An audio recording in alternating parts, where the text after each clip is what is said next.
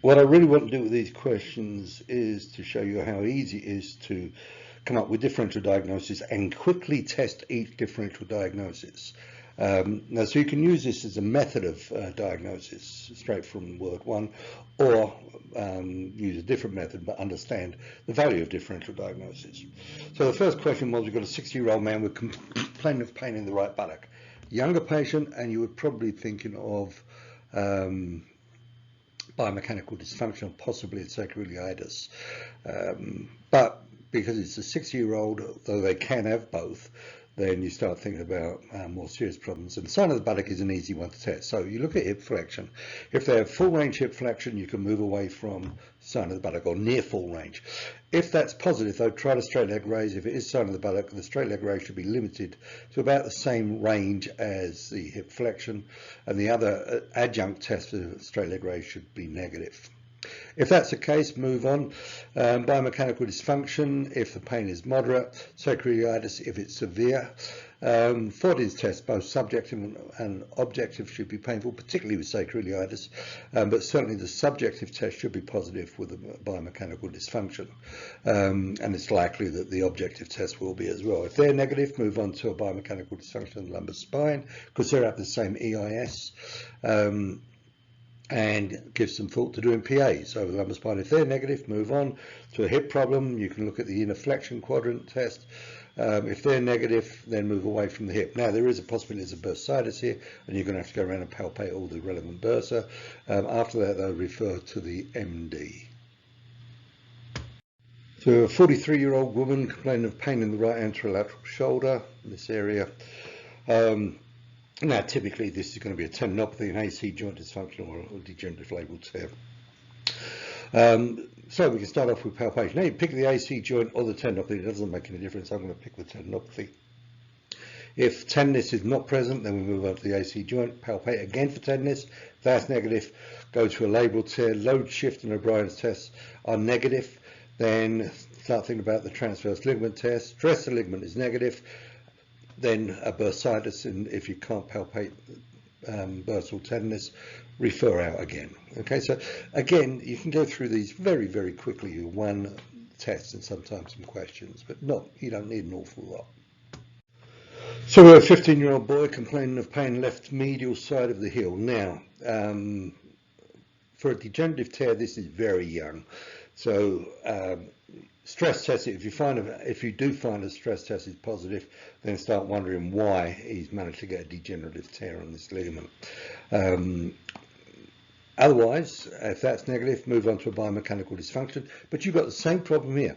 If the biomechanical testing is positive, your next question is, how the hell did you get this? This is an adult problem.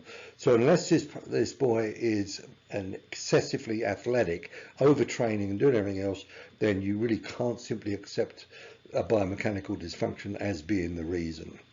It's possible there's a pathological problem in there.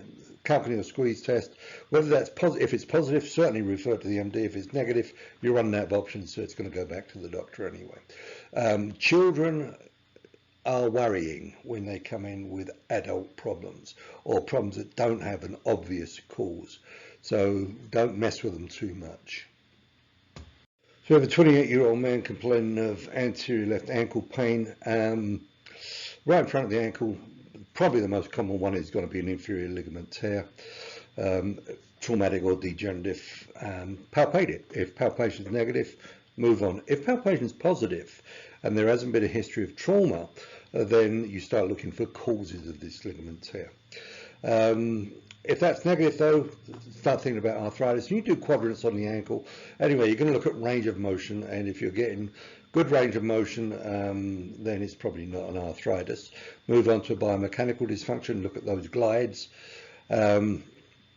And then if they're all negative, start thinking about a talar fracture. Now, if there is trauma, that may explain it, in which case you're going to get sudden onset of pain with loss of dorsiflexion, a lot of loss of dorsiflexion, and it's unlikely to come into you. But if this is a pathological fracture, then they may well walk in, but still not have a lot of pain on dorsiflexion, and it's something you want to be concerned about.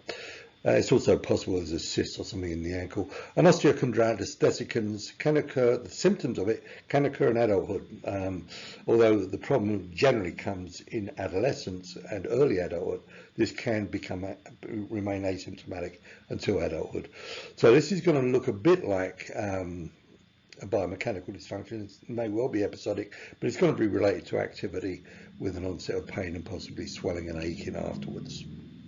That needs to go back to the physician for imaging. The other possibility is it's a loose body, which is osteochondritis desiccans, but the bone isn't involved. It's just the cartilage flakes off, in which case the x-rays are going to be negative. They're going to have a history of twinges, and that's manipulable. But I would get it x-rayed before you think about x-ray, before you think about manipulating, because if this is bone as a loose body, then manipulation can actually do more damage. So we've got a 40-year-old woman complaining of pain on the medial elbow on the right side. The first H1 has to be a biomechanical dysfunction. Quadrant testing negative. Move on to an MCL tear. If there's no trauma, which there usually isn't, this may be just simply overstretched by activity, or a biomechanical dysfunction that's stressing it out. In either case, test the hypothesis by palpating the medial collateral ligament. Negative, move on to arthritis, in which case quadrant tests are going to be positive. If they're negative, move on to a loss of loose body history, which will give you a history of twinges. That's negative, then it needs imaging. So the whole point of this is to show you how quickly you can go through these differential diagnoses, whether it's as a process of diagnosis or as a bias check at the end of your examination.